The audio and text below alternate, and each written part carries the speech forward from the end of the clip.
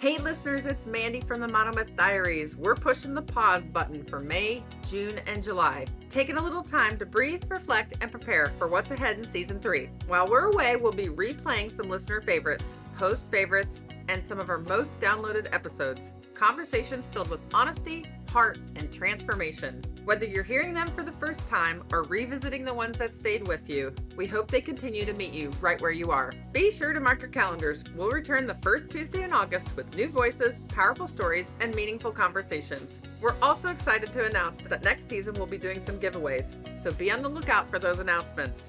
In the meantime, we'd truly love to hear from you. Visit monomythdiaries.com and tell us your season 2 favorites, the guests who resonated, the tools and strategies you've tried, and the moments that stuck with you. Your feedback helps us shape where we go next. Thank you for listening, for sharing, and being part of this incredible journey. We can't wait to step into season 3 together. Hi everyone, and welcome to the Monomyth Diaries, a podcast where ordinary people get to share their hero's journey. I'm Mandy. And I'm Rachel, and we'll be your host. We'll discover powerful insights, critical moments of growth, and much more. Thanks for joining us. We all have a monomyth to share, and someone out there needs to hear it. Welcome back to the Monomyth Diaries, where it's a Take What You Like and Leave the Rest podcast. Today's featured hero is Stephanie. Stephanie's monomyth is about feeling alone, getting lost, and struggling with midlife transitions. We'll hear about her road to healing and finding joy again. Let's welcome Stephanie to the show. Stephanie, welcome to the Monomyth Diaries podcast. Thank you. Thank you for having me here today. I'm super excited, a little bit nervous, but I'm ready, I think. Okay, well, we're going to warm you up with some Monomyth story starters. Okay. All right, what's your favorite way to spend a Saturday? I like doing lots of things. I enjoy rock climbing. I enjoy hiking, sometimes going to the movies, or even just hanging out at home and watching TV.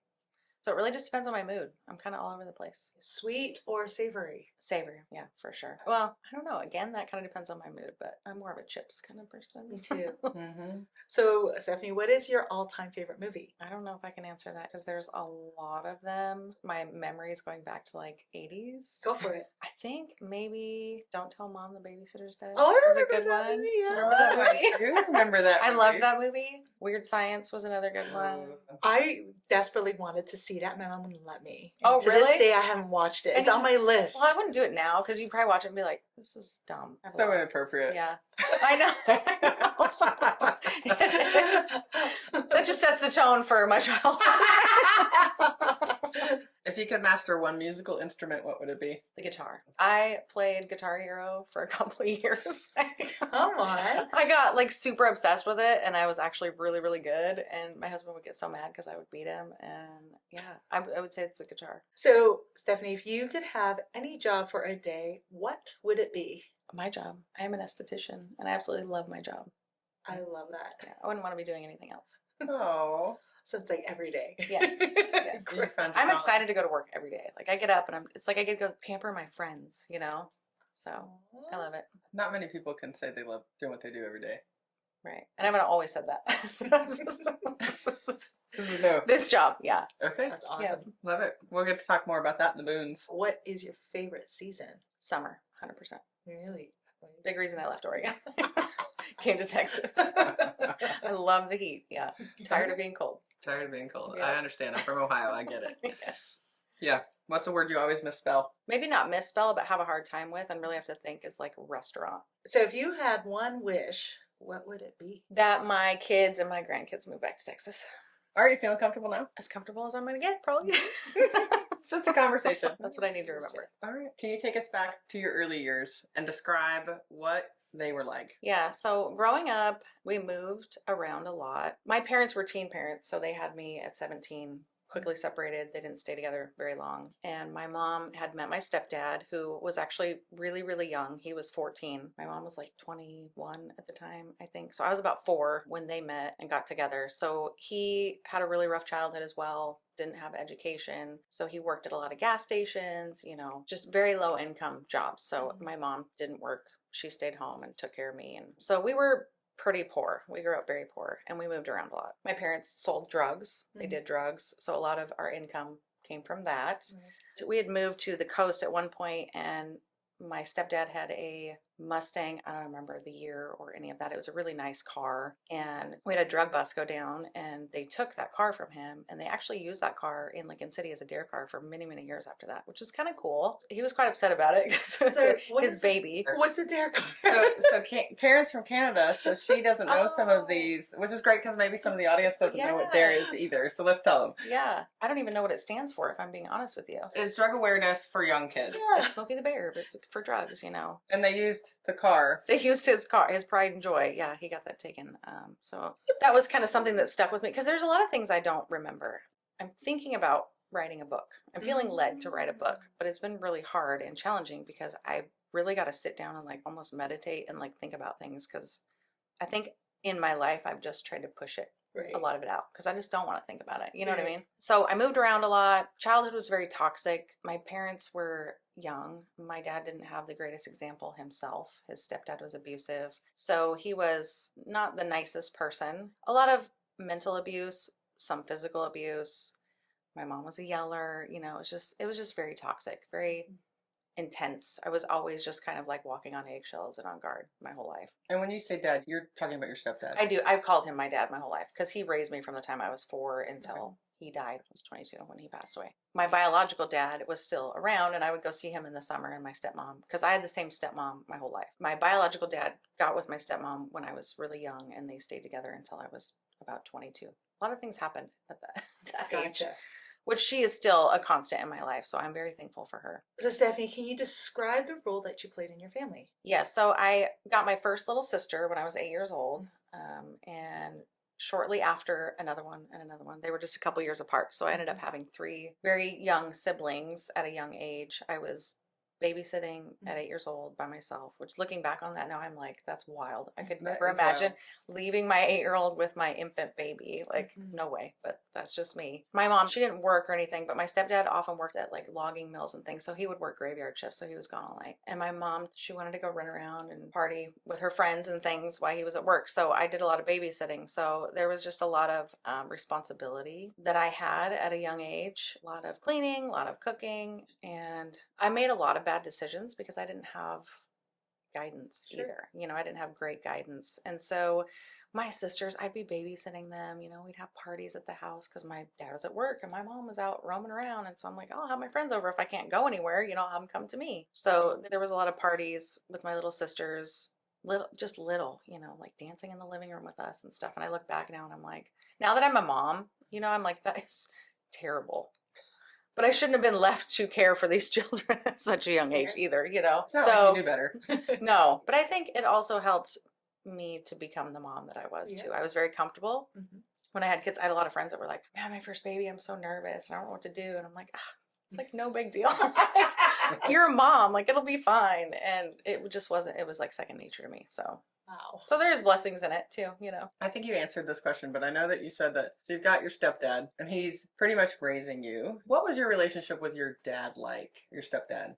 It was not good. He was a very grumpy man, and I say that now as an adult and looking back on things, I try to understand people more, you know, and there's reasons that we all are the way we are and we do what we do. And knowing a little bit about his childhood, I really do feel like he was doing the best he could with what he had, but he had a really bad temper. He would get into fights, and in their wedding photos he has a black eye because he got into a bar fight. Dad didn't really like to drink, and I think that's why, but he was an avid pot smoker. You know, it was very toxic for many years. We didn't get along. He would poke at me and intentionally try to upset me. I feel like there'd be example is I would be in my room because that was kind of my sanctuary. It was where I would get away from everyone, and I would go to my room and he would scream for me to come to the living room, and I would walk out to the living room and he would be like, hand me the remote, as he's laying on the couch and the remote is on the coffee table that's like 2 feet from him, and I would give it to him and he would just be like, what are you doing in there? And it was always just kind of like intentional little jabs to try to get at me for whatever reason. So there was a lot of that. So there was a lot of bitterness for me. I many times was like, I hate him, you know, I can't stand him. I don't want to live here. My mom would stick up for me a lot, but she also had her own issues and was very much like a screamer. That's how our household was. It wasn't like there was no communication. We didn't talk about our feelings ever. It was suck it up. You're going to be fine. Don't be a baby. I'll give you a reason to cry. Those kind of terms, you know. Right.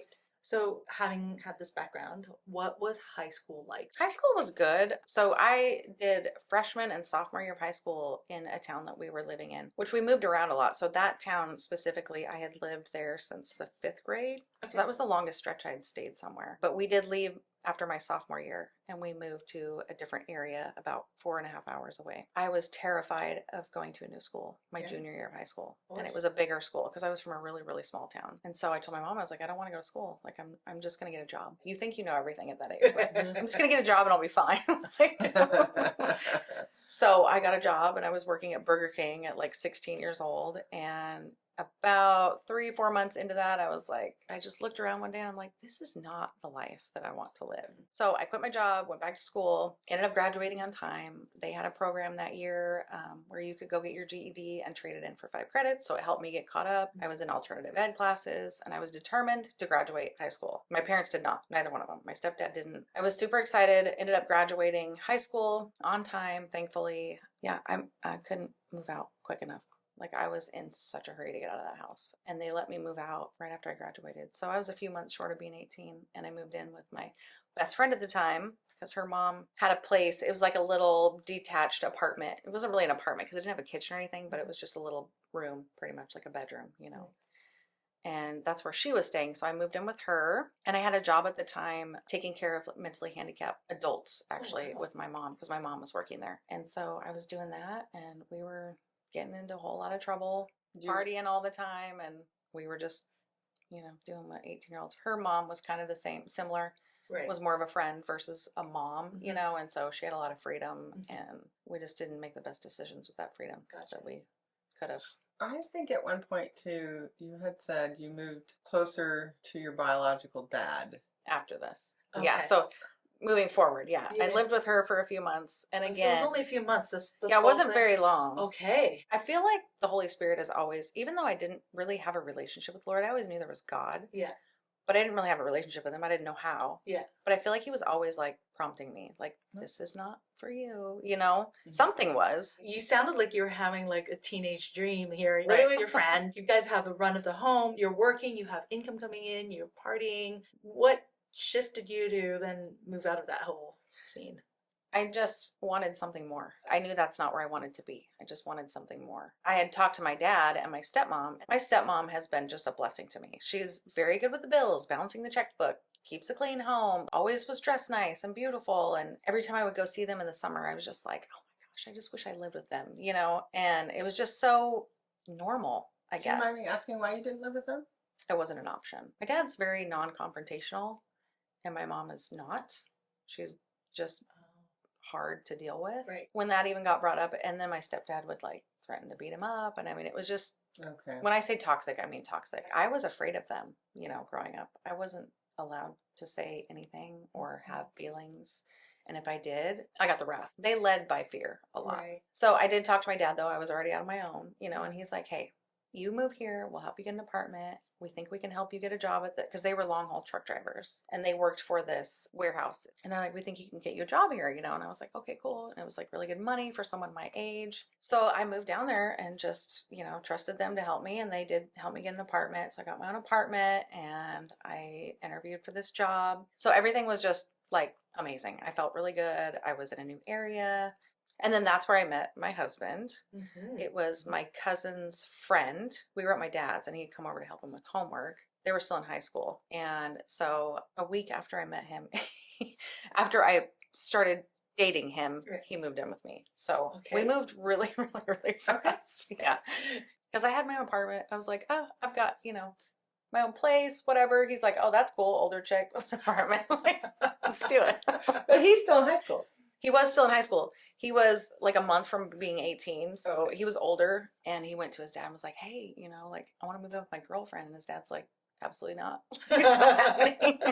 But his dad ended up coming to him like later that night. And he was like, look, if you want to move in with her, like go ahead, you know. We've been together ever since. So we were together about 3 years and then we became engaged and then we split up for about 4 or 5 months. In that time, he ended up getting another girl pregnant. So I have a stepson actually, Right. who's older than my kids. Wow. Yeah. Mm-hmm. Which we have excellent relationship with. We took him all summer in the summertime and all that. So he grew up with us and our kids. They're super close to this day. So it's really awesome. I love that. We got back together, decided him having a baby coming. We had our wedding plan. Got all that done. We had moved to, there's so much. I'm like, sometimes I'm like, how? It's like, just like, like a storm. Yeah. How do I even sail this? People are like, what? We moved to Seattle for a little while. Right. Lived there for about 8 months, and then we ended up moving back to Central Oregon. So we got married while we lived in Seattle. Moved back to Central Oregon, where then my husband started working for my stepdad. Because at that point, my stepdad had started his own construction business. And so he was building homes in Central Oregon. And Jeremy thought that'd be a good thing for him to learn. We moved back. He started working for him, living there for a while. We had our oldest daughter. And when she was about 4 months old, my stepdad passed away. They say heart issues. The family had a history of heart issues, but he died on his 34th birthday. Like, he was super young. That was very young. But he was taking methadone and Oxycontin. He was on prescription pills. Right. He had tension migraine headaches for years. And looking back now, like, he had been on pills for a long time. It's just things you don't notice as a kid. You know, you don't really think about or know. So he passed away, and then we moved in with my mom and my little sisters to help them out financially and all that stuff. So we were living in like a little mini house that he had built in the backyard of the house. My mom has always been really, really terrible with money. So it's hard to help someone that won't help themselves either. So at points you have to kind of like, okay, well, you know, boundaries. You gotta have boundaries. So we kind of had to set those boundaries. We moved back out, got our own place. So I was a stay-at-home mom. I took care of my daughter. My husband worked a lot. How old were you when you had your first child? 22. You were 22. Yeah. Okay. And how old were you when you guys got married? 21. Wow. And he was younger than you. Yes, So, he was yeah, 20. You guys were young. Yes, we were super young. I know. I'm like thinking about my kids, and I'm like, oh my gosh. I didn't feel like I was young. You know, Of course not. I had been through so much. I'm like, I'm good. And you knew everything. Yes, I knew it all. I knew way more then than I know now. I'll tell you that. Yeah. I figured that out. Way more than. Yeah, you've become humble. Gotcha. Yes. 100%. Yeah. So you're a stay-at-home mom. You have your one daughter. Yes. You continue. So I You stayed have a couple home. more kids. Yep. And then a couple years later had another one. A couple years later had another one. So we now have 3. And then the stepson that had lived a couple hours away that we would get on weekends and those things. But I was a stay-at-home mom until our youngest son went into kindergarten. And then I cried all day that day. It was so sad for me. I have this attachment with my kids. Like, it's probably unhealthy, but it's maybe normal. Yeah, so I stayed home for about 14 years. It was great. I love being a stay-at-home mom. I am a clean freak. So I was just like constantly moving and doing. And there'd be some days my car didn't leave the driveway for 3 or 4 days. You know, I liked being at home. It was my sanctuary. I made it comfortable. Everybody has always said my home is like very cozy. You know, I've just always created a cozy space, probably because I needed it, you know, in my life. So that's funny, because the question I was going to ask was, how do you think your upbringing and what life was like for you in the beginning affected your parenting, your marriage? Like, how did that influence that? It influenced it a lot, mostly in like things I knew I didn't want to do that I had in my life. And, you know, we're not perfect, right? Like, the way we grew up is the way we are, and that's in us. And so there's times I'm like, oh man, wish I wouldn't have done that, or, you know, but I really did try hard to be better and to do better for my kids. So we started going to church. I always believed in God. I used to talk to him and pray, you know, but like, I didn't have a true relationship with the Lord. I didn't know what else. I just knew there was a God, and that was about it. And so I knew I wanted my kids in church because I wanted them to have that foundation, but I didn't know how to give it to them, you know, so we'll let the church do it, you know. So we got them involved in church when they were very little.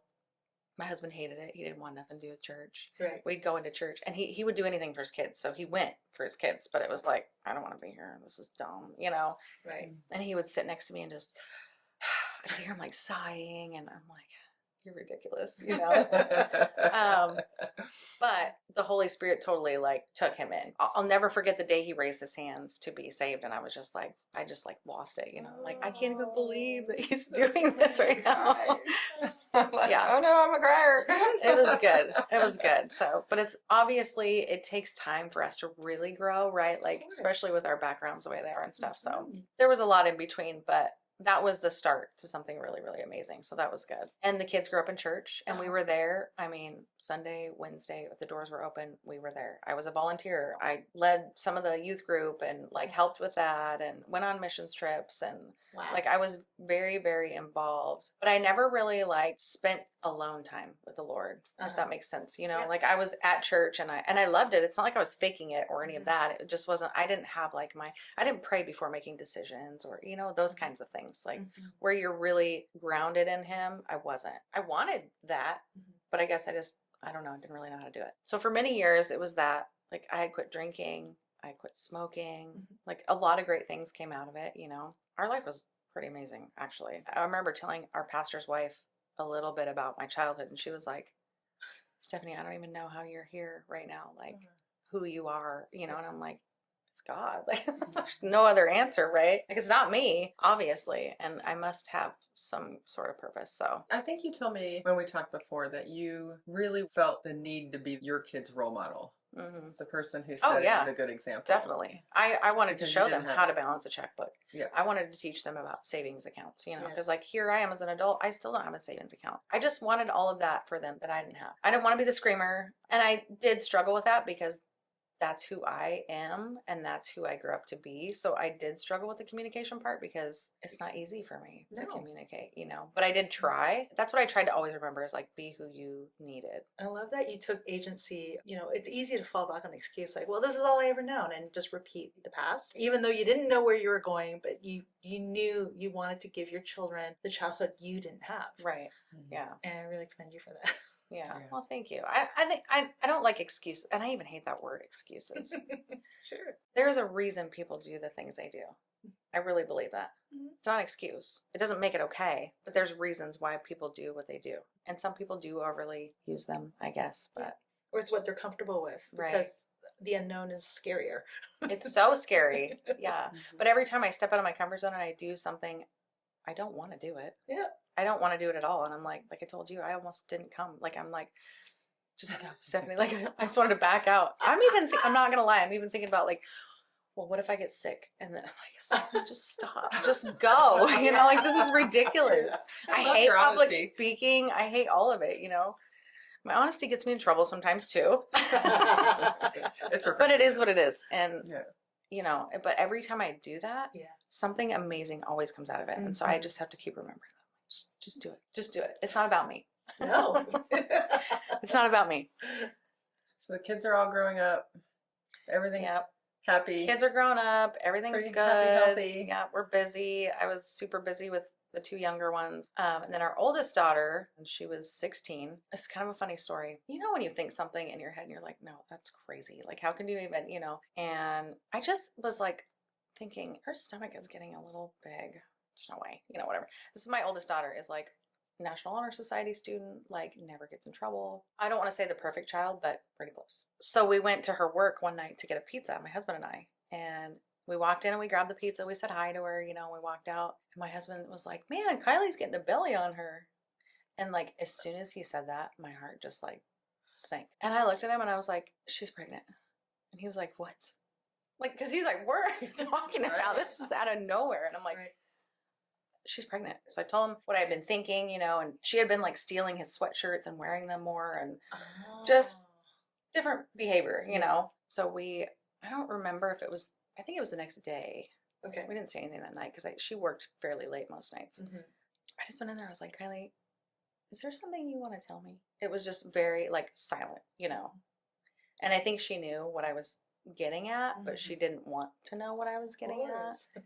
And she was very much like in denial. And so she just broke down and started crying and was like, being pregnant. She didn't really know for sure. She hadn't done a pregnancy test yet. Okay. her and her boyfriend were freaking out. He was really, really scared of his family and how the consequences of that were going to be for him, Right. you know. And so I just hugged her and I was like, it's okay. It's going to be fine. But I mean, you know, and it kind of was a mess after that with having to talk to the boyfriend's parents. And oh boy. yeah, they were kind of more on the not keeping the baby side, like giving the baby up for adoption. I was like, no, that's not an option. Like, you know, she's got plenty of support. It's not that she doesn't. So, you know, if he doesn't want to be involved, that's fine. We won't hold you to anything, you know, but this is what, you know, we're going to support our daughter. And they were very much like, well, no, he's going to take responsibility, you know, all that too.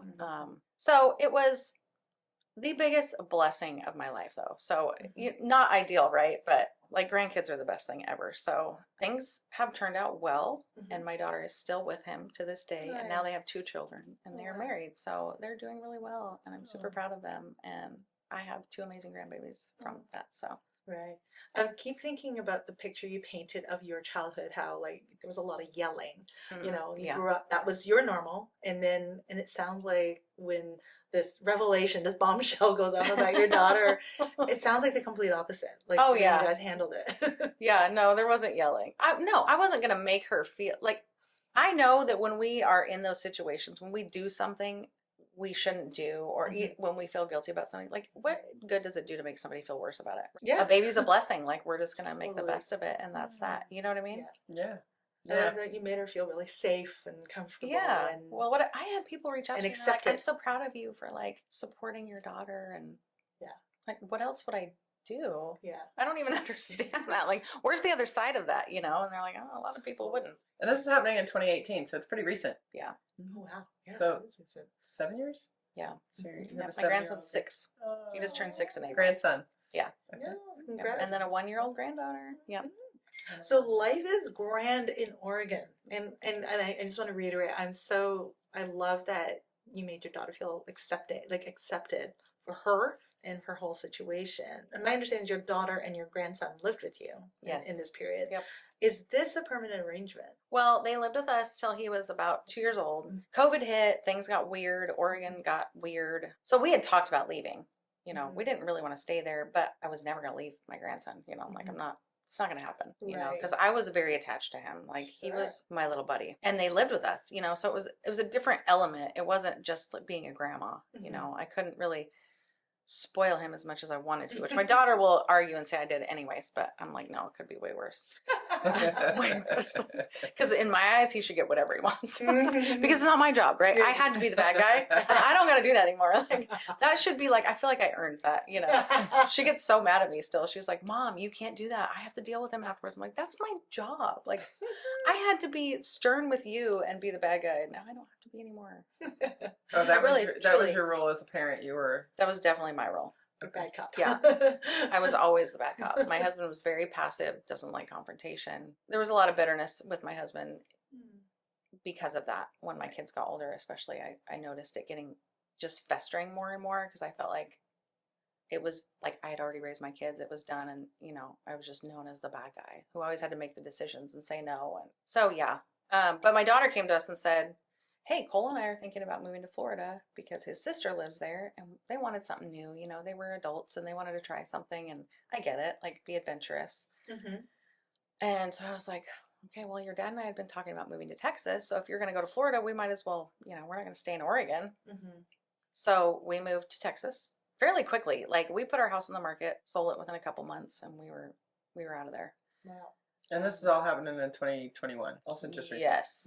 So we sold our house. We moved to Texas. My daughter moved to Florida. It didn't last very long up there. She was there about 4 months, and they were lonely and stuff. And so I had taken a U-Haul trailer up with the truck and got their things and moved them to Texas. So then I was like, oh, this is perfect, right? Like I've got my kid, my grandkid, and all my other kids. Like everyone's in Texas. Like I'm super happy. This worked out well, whatever. But they didn't last very long. They stayed about 10 months, and she was having a really hard time, like making a decent living. He was having a hard time making a decent living. You know, they're young. So my son-in-law's grandma had said, you know, if you want to move back to Oregon, I'll help you with school, like to go to school, paying for it and things. So that was their option at the time, and it was a good option for them. Like I think it was, even as much as I didn't want them to leave, it was a good decision for them. So they ended up leaving and just crushed me. Like in the midst of all of that, I was also going through some perimenopausal stuff, and I didn't know this at the time. I figured all this out now, like looking back and all the symptoms I had and stuff. So my hormones were completely like out of whack. My daughter and my grandson were moving back to Oregon. You know, I was just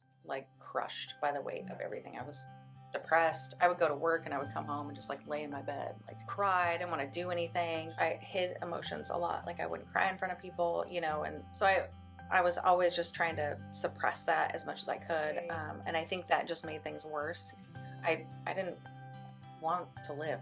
I mean, it sounds ridiculous, but it's like, I felt like it was like losing a little child, you know. Even I think you kind of prepare yourself for your adult kids to move out, but then the grandson just threw a wrench in. Like that was totally different for me, you know. And had he never lived with me, it might have been different, I guess. There was just a bond there with us, you know, and so it was really hard. Yeah, and I think with hormones, looking back now and knowing the things I know, I was also going through perimenopausal things with my hormones and I had no idea. So a lot of mental health issues. It was like the perfect storm. The perfect storm. Yeah. And we're going to pick back up on that in our next episode. Stephanie, thank you so much for sharing the first part of your Monomyth with us today. Your journey shows us that transformation can start in the spaces where we feel most lost. In our next episode, we'll dig deeper into the decisions that changed everything, the choices, the consequences, and the courage it took to rebuild. You won't want to miss the honesty, growth, and grace that unfolds in part 2. Thanks for joining us on the Monomyth Diaries. If this episode resonates with you or someone you know, we'd love for you to share it and spread the inspiration. Don't forget to follow us wherever you get your podcasts or on YouTube to stay connected. We'd appreciate if you could take a moment and rate and review the podcast. It helps us reach more people with stories of transformation and growth. You can visit us at monomythdiaries.com or text us directly from the show notes to reach out and keep the conversations going. Until next time, heroes, let's journey together through our monomyths.